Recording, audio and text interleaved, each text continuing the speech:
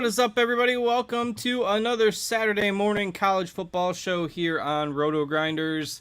We are into the month of November, which means already we're hitting the home stretch of the college football regular season, but still some fun weeks ahead of us as we near that end. We've got 14 games on the main slate over on DraftKings today, and a Saturday that I think is going to be really intriguing from both a real-life football and a DFS perspective. So let's get to it. I am Justin Van Zuden, aka STL Cardinals 84.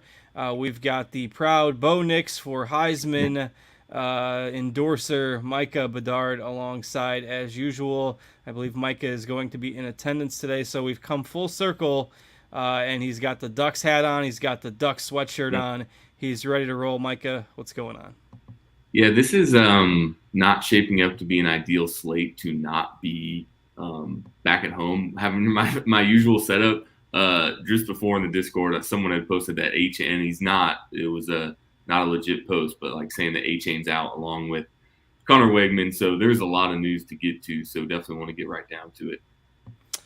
Yeah, not great. I hope you're not building as many lineups today as usual if you're not going to be around, because there is a lot of uncertainty with the 3:30 starts today. So it's going to be a tough day if you're not around to, check your lineups. We've got a lot of uncertainty with quarterbacks.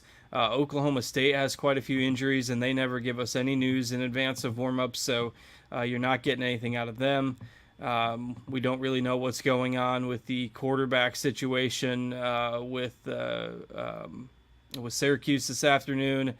We don't know what's going on with John Reese Plumlee for UCF, and all these games are 3:30 starts. Spencer Sanders, Daniels for Kansas on the other side of that game. Just a whole bunch of quarterbacks that we don't know what they're going to be doing, and they're all 3:30 starts. So how are you handling that with not maybe being able to optimize your lineups as quickly as usual as we get closer to those games? Yeah, I mean, of those afternoon games, yeah, you mentioned three of them. Oklahoma State, it sounds like Kansas, Jason Bean's going to start. Daniels might get some time, which might knock him down a little bit. Nothing really on Garrett Schrader.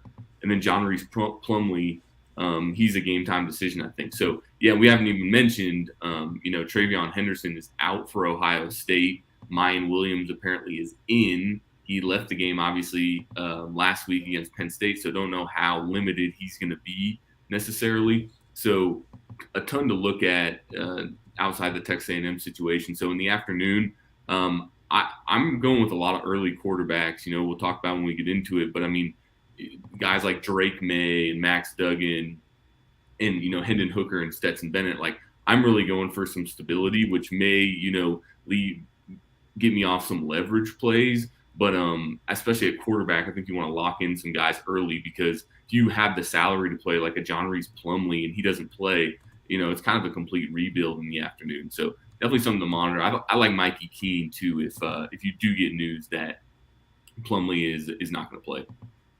Yeah, that'd be a big one, and being able to flip to some of those cheaper quarterbacks can help.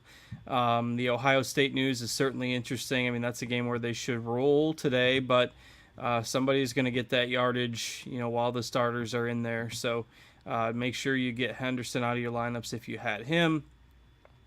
There's other situations that we'll get to as we go through the plays, but the quarterbacks in those 3:30 games are kind of the main ones that are going to be the difference makers if you are pivoting your lineups later on. So let's just go ahead and get into it. Let's start at quarterback here. And again, we got Bo Nix, C.J. Stroud. They've kind of been the top two price quarterbacks most weeks lately when they're on the main slate. And then we've got, a reasonable 8K tier, Stetson Bennett, Max Duggan. Drake May would headline that tier. Plumlee, you can't really count on right now. Sanders, you can't really count on given their injury news. For now, I'm just going to X them out so they're not showing up on here. And then you've got Hooker at 8K flat in that big 1 versus 2 matchup between Tennessee and Georgia later this afternoon. So how are you breaking down the top 5 or 6 quarterbacks here today? Yeah, I mentioned stability, right? And so those top six guys I think that you have on the screen right now are all going to start. For right now, it is college football, but they have less questions than Sanders and Plumlee, like you mentioned. Bo Nix, the team has a crazy team total. He's been getting every single touchdown. I mean, if you've been watching it, literally every single touchdown. If he doesn't run for three, he throws for five. So he's getting there. Colorado is not good on defense, so hard to think that he doesn't have a lot of touchdowns there.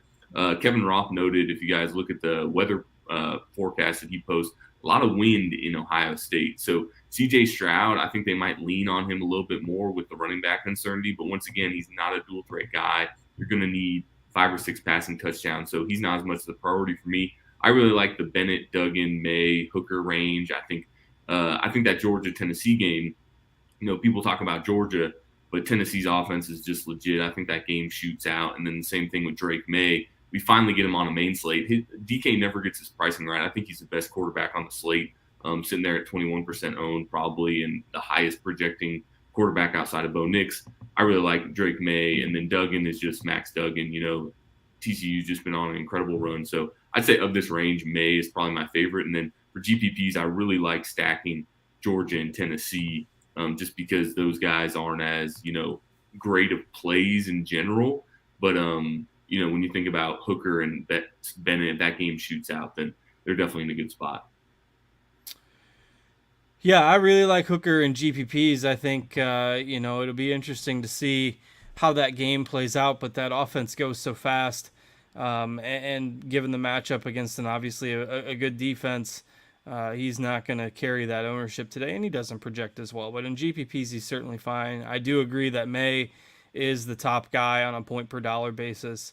You kind of alluded to it. We haven't seen North Carolina a lot on the main slates, but they can score and they don't play much defense, and that just leads to these kind of huge shootouts most times.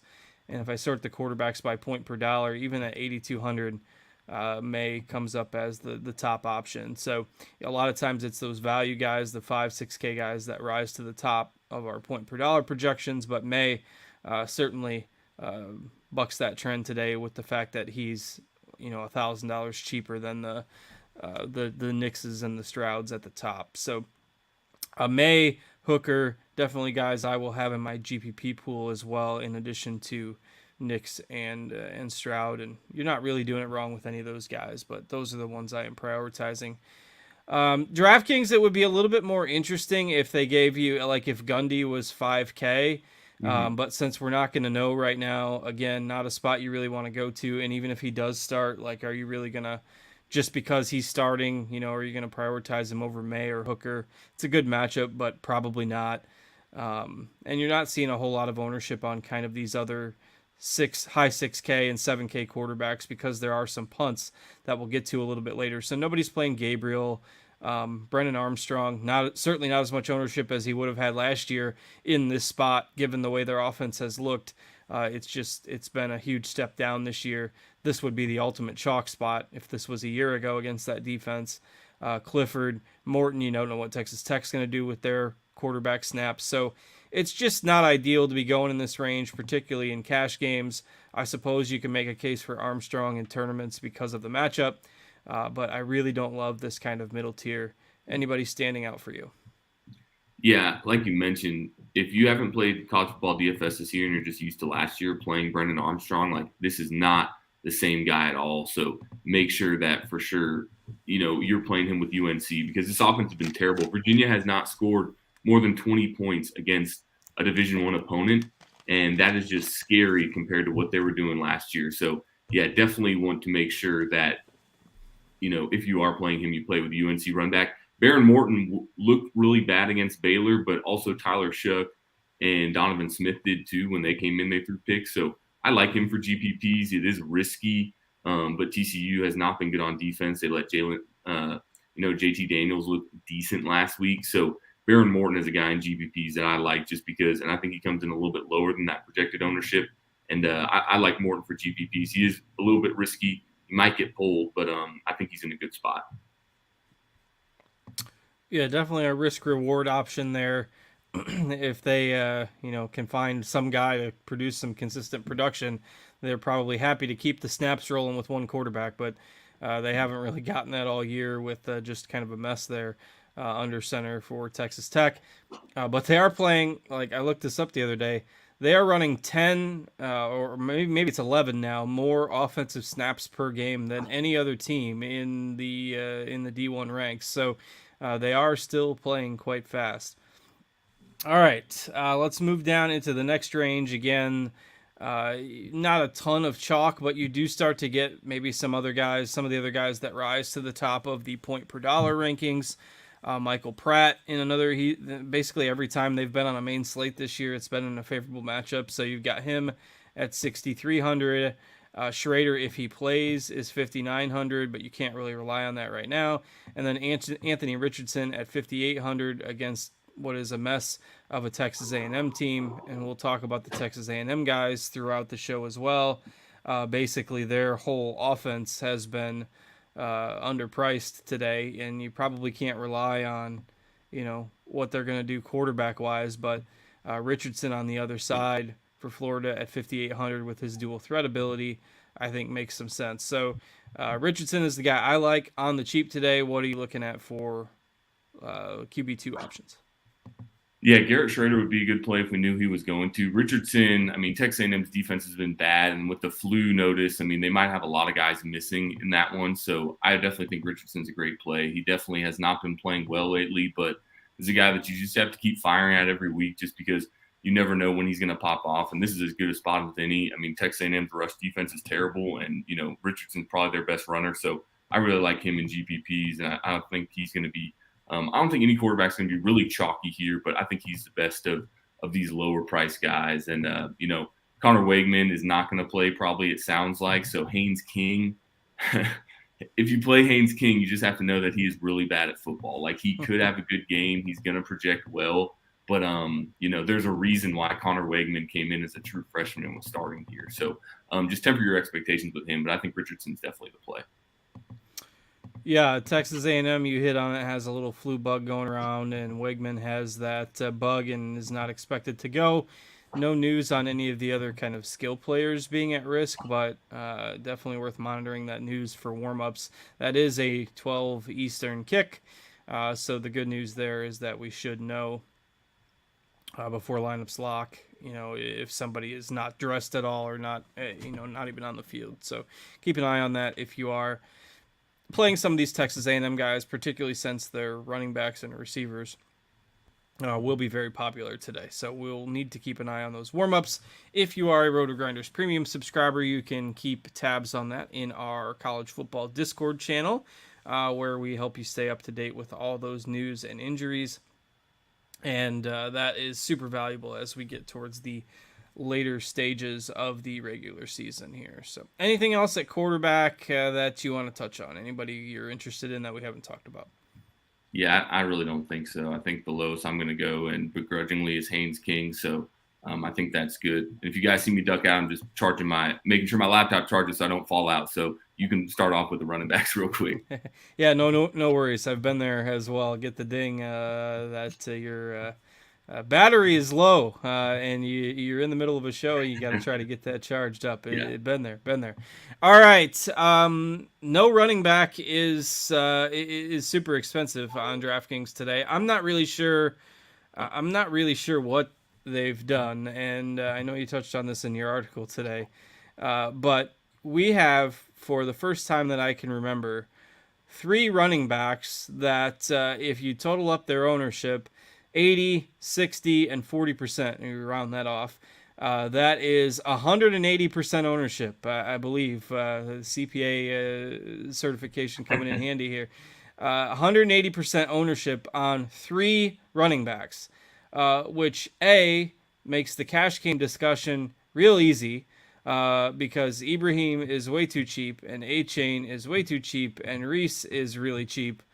Are you just plugging in all 3 of these guys? Are you worried about any of them? And then, we can talk about the GPP pivots at the position, but these are the 3 obvious plays.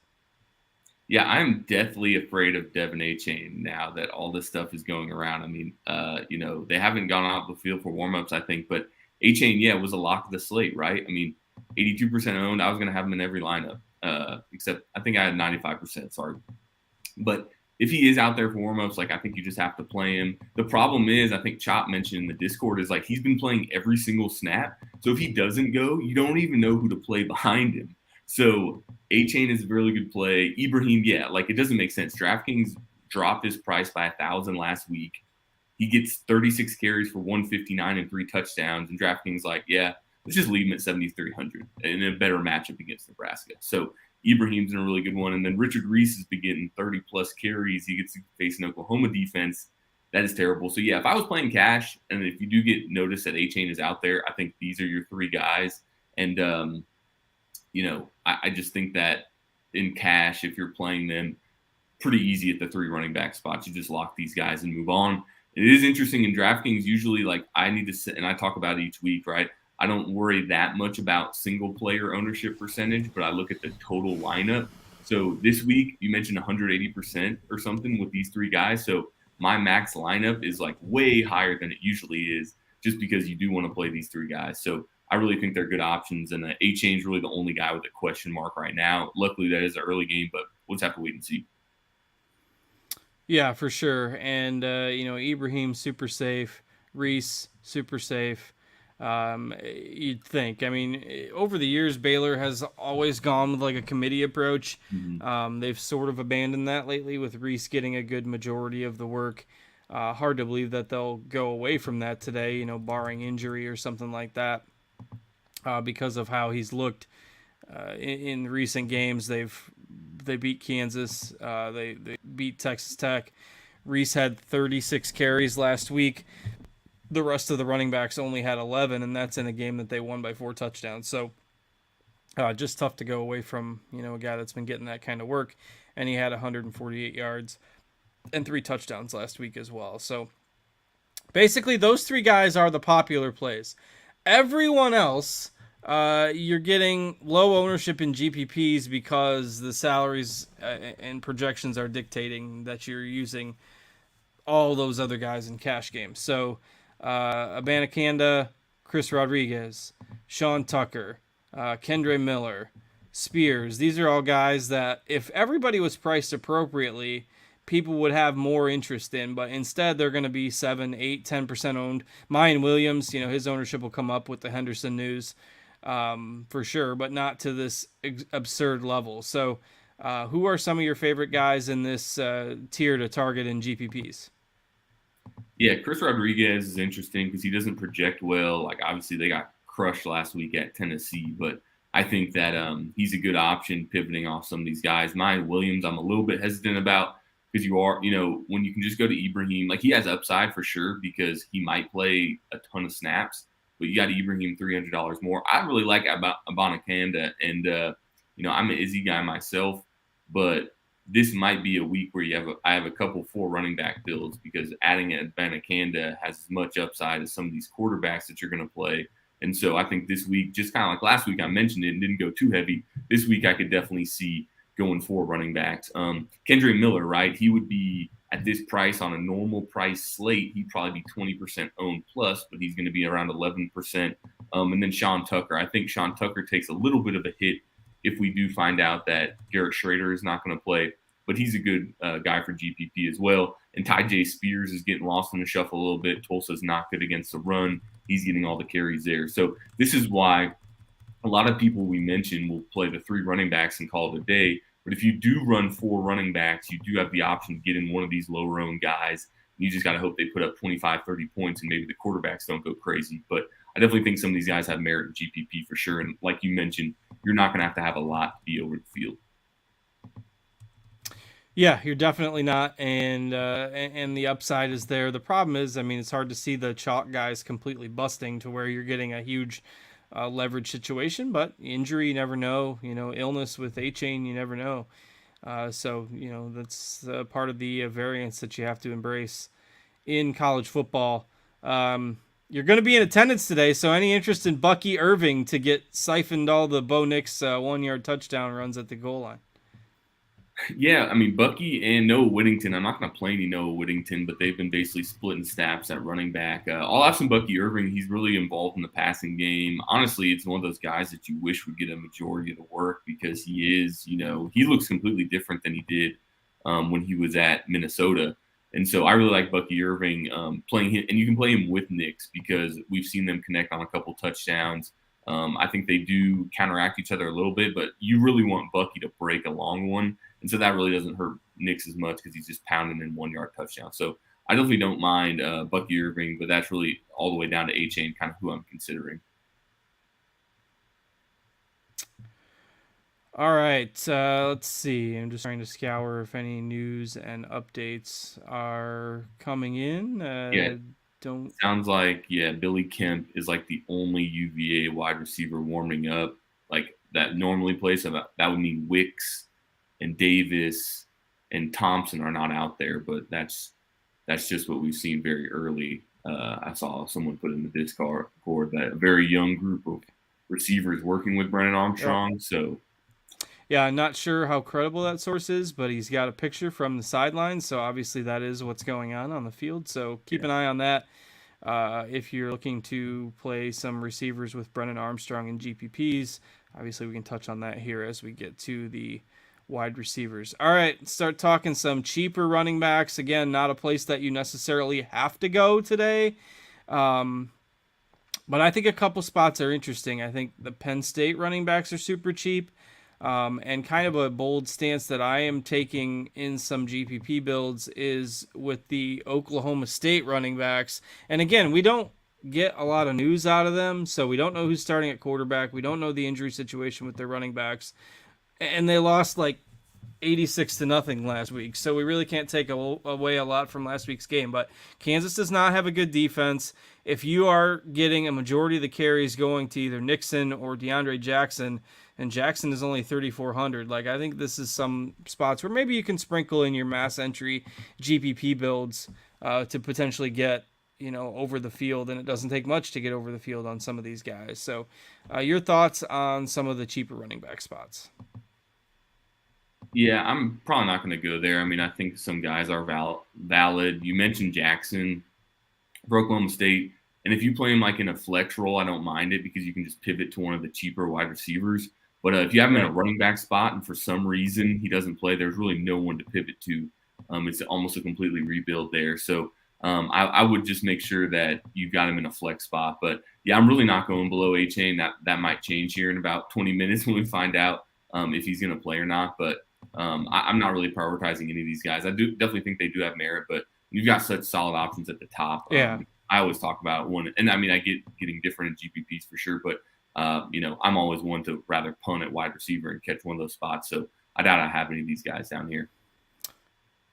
All right, let's go ahead and move to those wide receiver spots, and let's talk about these guys at the top who interesting kind of spread out in terms of ownership. You've got the Ohio State guys, in a game where they're huge favorites.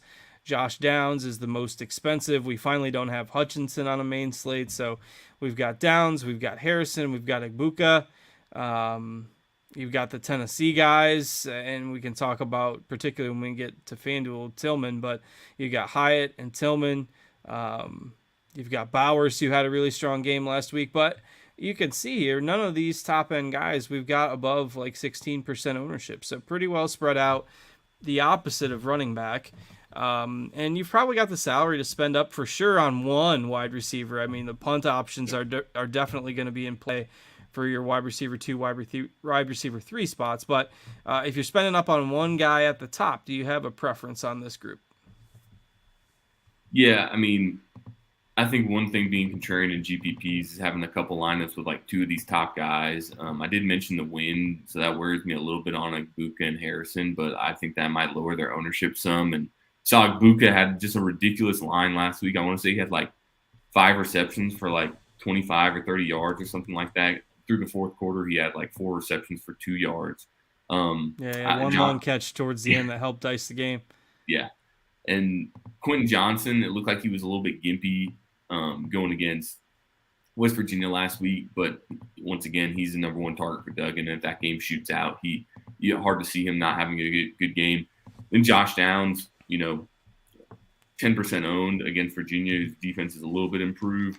But, these top guys, 7K is all and above, except for Keelan Stokes. I don't know if I'm going to get to him. And then, Jalen Hyatt. The guy's got 14 touchdowns on the season, I think, or something crazy like that. Like, is his run going to continue? Like, he's got a lot of busted coverages, a lot of long, deep balls. But is he going to come through again against Georgia?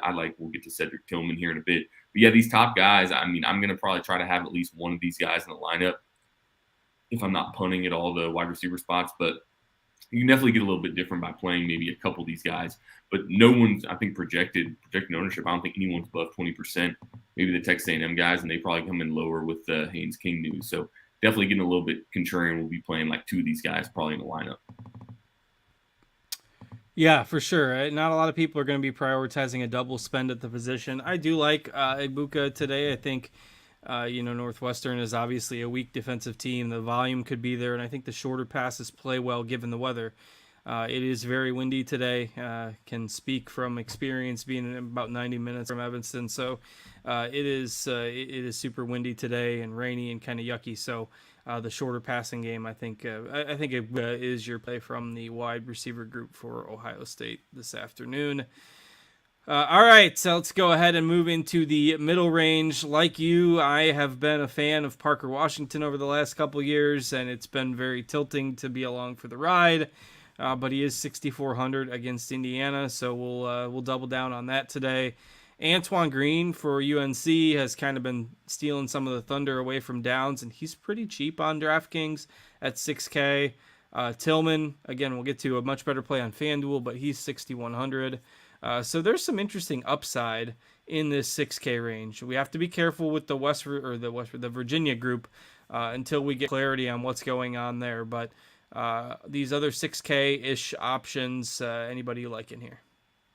Yeah, right above this is Brock Bowers, the Georgia tight end, 6.7K. I think he's in a great spot. Tennessee's pass defense is awful, and he's really the main target there. So I think he gets to do whatever he wants in this game.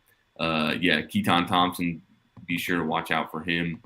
Billy Kemp is like 3K, which we'll get to. But if he's the only guy out there, UNC's defense is something you want to attack. So Billy Kemp becomes a really good play probably. But yeah, Parker Washington, earlier this year, I think I talked about him like getting a touchdown, like a 40-yard touchdown called back, only for Mitchell Tinsley to score the next play. So we've been waiting for that a while. I think that game, I think the weather, looking at Ross forecast, was going to be a little bit bad earlier today, but should be good for that game.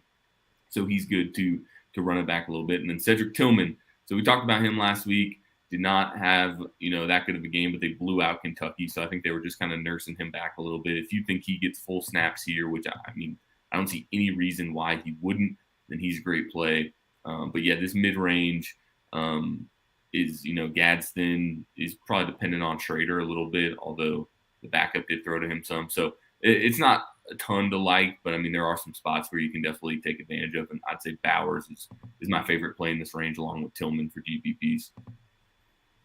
Yeah, I like those two as well today, particularly Tillman in GPPs on DK, where the ownership isn't going to be as high. And it's, these guys are reasonable pivots away. Evan Stewart's ownership at 6K flat isn't really as high as I would have expected. I'm not sure if the news is playing into that with the illnesses and the fact that, King is going to be the quarterback most likely today. But what are you doing with Stewart there at 6K? Yeah, I think the reason you see him a little bit depressed ownership is that he's $1,300 more than Moose Muhammad. Although Stewart has been the unquestioned number one guy, like Muhammad has had some good spurts. But yeah, he's 6K. He's like the only person that, and also when people talk about A-Chain being 500 cheaper than him. So I think he is a little bit better for GPPs. He does have Haynes King throwing him the ball now, so you do have to worry about that. But he's really the only guy who got increase in price on DraftKings. So that's probably why you see a little bit depressed ownership, but I still like him really no matter who's throwing him the ball. He was, one of the highly touted wide receivers coming out in the country. So does ding him a little bit, Wingman not being in there, but still think he's a good play.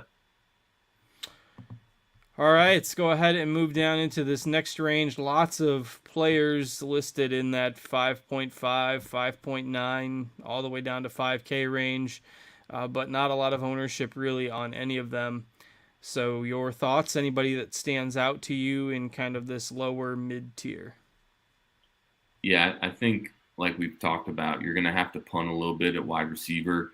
Miles Price is a guy that's interesting, I think, for Texas Tech. He's not going to project well, and Texas Tech wide receivers are always, a dumpster fire. But, he is back from injury. Earlier in the year, everyone was itching to play him. So I don't mind Miles Price. Brew McCoy also is pretty cheap for Tennessee if you do want to go that route. But a lot of guys, Moose Muhammad is 4,700, Ricky Pearsall and Xavier Henderson. I'll just mention them just because it does look like Justin Shorter is going to be out. But there are some guys in this range. Bryson Green also. I mentioned Oklahoma State. Like, it is very hard to trust anybody on Oklahoma State, but Bryson Green seems to be getting a ton of snaps. Julian Fleming. So there's just a ton of guys. I think Dominic Levitt from Missouri is another guy in the range where he's only getting, I think he's at 4,900, but he is getting some snaps. He only got 24 snaps last week. We saw 9 targets in those. So if he sees some more. So I put it like this, like my GPP pool for like 100 or so lineups, I think I have 10 quarterbacks, 8 running backs, and like 40 wide receivers, just because I think there's just so much volatility and you can get leverage on some of these guys. So I think you mentioned Antoine Green, but yeah, all those guys. Moose Muhammad is going to be the most popular. It sounds like he is out there. It sounds like Devin A-Chain just came out there. So I can't stress it enough, especially with ownership. You got to make sure you are locked into that Texas A&M situation. But yeah, the 4Ks, and we'll get to 3. There are a lot of guys in the 3Ks that I don't like, but that I will be playing a good bit of just because you need to jam everyone else in. Yeah, so the guys that grade out the best in our projections would be Chris Hudson at 4K for Oregon, Steven Johnson at 3,700 for Oklahoma State. Again, a team that's pretty well banged up. Scales at the 3K minimum for Memphis is projecting around 10% ownership. You've got Ben Sims for Baylor that's got a little bit of ownership. Tyson for Colorado. Actually 2 receivers for Colorado. Everyone in Colorado is cheap because they're so terrible, but they are going to be throwing today because they most definitely are going to be behind. So we've got Colorado receivers, we've got Scales at the min, we've got Hudson, we've got Johnson. What out of that group or anybody else interests you the most? Yeah, it feels very bad on the slate to look at Colorado's receivers, but Oregon has been bad against the pass, but that's mostly because everyone's been trailing against them, so they've been giving up, just points in the second half. Yeah, Montana, Lemonis Craig at 3.6K. What a name. So I mentioned him in my article. Jordan Tyson got 11 targets last week. He's 3.9K. So him and RJ Sneed is not going to project well either, but he was out there for a decent amount of snaps. So these guys you do not feel good about, but they are probably going to be getting volume. And Colorado has actually scored points in their last couple weeks. When I say points, I mean like 14 to 20. But all you need from one of these guys is for them to get in the end zone or even get like a 5 for 50 line or something like that. I think Jordan Tyson's the best. And Lemonis Craig and Snead are just punt plays that I have. I think I mentioned in my article that I'll be the one laughing when Lemonis Craig catches a touchdown in the fourth quarter to bring it to a 5-touchdown game and help me ship a GPP. So I have to play him, right? But yeah, these Colorado receivers feel gross to play, but like you just have to with the value and just look at some of those guys. But I think Tyson's the best play on this team. Getting 11 targets last week at 3.9K, although JT Stroud was 13 for 34. But he is getting a ton of volume, at least last game. So you don't have to give up a lot just to go back to him. All right, Discord's trying to figure out the Texas A&M situation. Still no concrete news other than A-Chain coming out for warm-ups, but maybe a little bit late. So who knows? I'm putting in there that someone needs to station a reporter outside the bathrooms there to see who goes in and out. All right, so let's go ahead and move over to Fanduel. We can talk about Fanduel for a few minutes before we get on out of here. I will load that up in our lineup HQ, and we do have some. Again, mentioned it being an interesting day for real life football. You've basically got both sides of the SEC with their de facto championship game determiners today, with Georgia and Tennessee in the afternoon, and then Alabama and LSU in the night game tonight. So that game headlines the evening games that are on the FanDuel slate. We've got Texas and Kansas State. We've got Clemson and Notre Dame. We've got Auburn and Mississippi State and Florida State and Miami. And the interesting thing about these games is that these are teams that we've seen on the main like DK slates a lot of weeks. It is very weird to see Adrian Martinez as the most expensive player over Bryce Young and Bijan Robinson, but here we are. So when we sort by projected ownership in these later games, you can see some of the guys that pop near the top are names that we are familiar with throughout the season. Anybody from these late night games that you want to prioritize on FanDuel? And we can talk about there are some pricing differences with the earlier games as well. But for the night games, anyone you want to prioritize on FanDuel? Yeah, Jahmyr Gibbs, anytime he's on a slate, he's a priority, especially in a game that he's going to have to play the whole game. And LSU is definitely going to fit that build. So he's probably too cheap for his upside. He'll probably be the highest owned running back, and rightfully so. And Bijan, same thing for his workload, even though Kansas State isn't the best matchup. He did get a bye week. You think he's going to be a full go here and should be getting a ton of work. Jordan Travis is a quarterback I like a lot late. I think he comes in a little bit under-owned. He's in the last game of the slate, and he hasn't had to use his legs too much lately. I think I was messing last week with this guy in the Discord because he's like, they're saving him they're saving him. They're not going to run him this week. I was like, what are they saving him for? Like the Pinstripe Bowl? Because it doesn't really matter. Florida State's not going anywhere. So I like Travis a little bit. And then Xavier Worthy, too, along with Bijan, are guys I'm kind of targeting. Jaden Daniels, too. 9,800. He's got 48 fantasy points his last 2 games. Alabama has struggled against guys who can move outside the pocket. So I like him. And then Jaquavius Marks for Mississippi State is pretty cheap here. They're going to split time. Simeon Price is going to project well at almost min-price, but we don't know if Dylan Johnson's going to be back. So I'll just play Marks, and if I need to swap a couple lines for the price, I can do that. But yeah, late night games really the only guys that I kind of mentioned those. Bryce Young also, he's going to be lower owned, and then can't quit Kayshon Boutte. So I'll have quite a bit of LSU Bama stacks in that later night game just because I think you can get to them. All the Alabama pass catchers are pretty cheap. So I think it's definitely a spot where you can go. And then, yeah, you see Cedric Tillman. He is cheaper on FanDuel than he is on DraftKings. And so, so that would be the equivalent of him being like almost min-price on DK. So I would lock and load Tillman in a lot of lineups. Stephon Johnson is also priced as if he was less. I didn't even know. I thought 4.5 was the lowest. I guess it's not. But Stephon Johnson being 4.4K, that's a ton of salary relief. 4K is the minimum. So 4K is okay.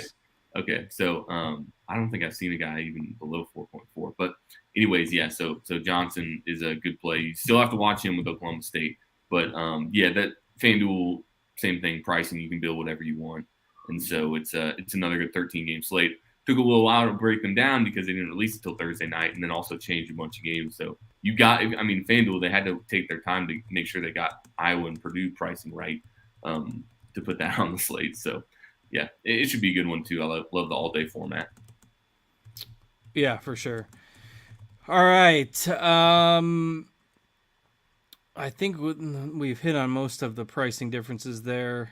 Worthy, another guy in GPPs, I don't mind in those later games. So basically, to recap, the situations we need to keep an eye on heading up till 12 o'clock, we've still got like 50 minutes. So Texas A&M, the situation, like everyone is trying to read the body language and warm-ups for A-Chain and all this stuff. Discord's kind of just going wild. He came out late. He looks lethargic and etc. So it'll be interesting to see where that ownership ends up compared to that 80% estimate. And if he ends up not taking the field for the first snap, the tilt is going to be hilarious. So yes, maybe hilarious, I guess, depending on what side of the coin you end up landing on. Hilarious or painful. Those that lock him in, maybe in the bathroom along with him. But yeah, so we got just a few comments in the YouTube chat. The Discord chat is flowing hot and heavy. So that we've just kind of got to wait and see on the injury news. We'll keep you updated until lock. Phil McJagger wanted to know if he can bet the over 1.5 rush touchdowns for Mo Ibrahim. Certainly don't think that's a horrible bet, given that he's going to get the ball pretty much every time in the red zone. So any other thoughts, comments from you before we get out of here? It's just a general comment. You mentioned it. This is why you love and hate college football DFS because now you have just people saying, "Oh, his ankles aren't taped and he's looking bad out there." So it's like trying to determine you having no news what's going to happen is it's what makes people love college football DFS and definitely hate it at the same time. So I would just say if you play A-Chain, it's pretty risky at this point, especially like if you're going to tell me he's still going to be 80% owned with all this news, then I don't think he will. I mean, we're definitely going to be coming down from down. the 80, but yeah, he'll come down from that for sure. But yeah, I mean, you got Richard Reese that you can basically plug in right there. So interesting. It's going to be an interesting couple 45 minutes because I don't think we're going to get anything either, unless he's just, he'll probably be announced as a starter. And it's just one of those things like last week, Robbie Ashford not named the starter, playing with the ones. I took him out, and he gets you 25 fantasy points at 5K. So whatever you do, go with your gut. And then this is why bankroll management is important because you don't play with more than you have to lose, especially in college football when one guy can definitely end the slate for you. So should be a good time. And like I said, I will be in attendance for Bo Nix today. So I'm playing him. So you guys can do with that what you want. All right. Well, best of luck. Enjoy the game. And we'll go ahead and get out of here so we can all worry about Texas A&M's injury news for the next half an hour. So for Micah, I am Justin. We hope you have a fantastic weekend, everybody. Thanks to Steve for producing behind the scenes for us as well. We will catch you back here next Saturday, same time, same place. Good luck with all your lineups today, and we will catch you later. See you, everybody.